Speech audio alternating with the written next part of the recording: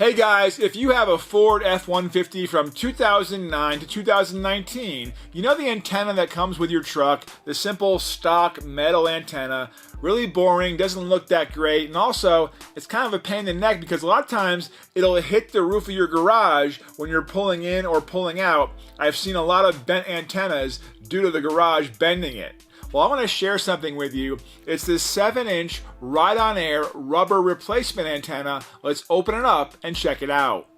Now this is really nice looking. It's got flexible material which allows shape memory so the antenna will spring back into shape when it's bent. It's got premium rubber outer construction for weather resistance and durability, and the low profile 7-inch stylish look is really going to improve the look of your F-150 or your Raptor when you put this on there. It really is just a nice looking antenna, and the carbon fiber bottom makes everything look really just fabulous and come together as a great looking antenna. Installation is easy. Here you can see a clip of me basically removing the old antenna. And now here you see me putting on the 7-inch Rydonair and just how much better it looks. And literally a 1-minute replacement. I really changed the look of my truck and made it look a lot better.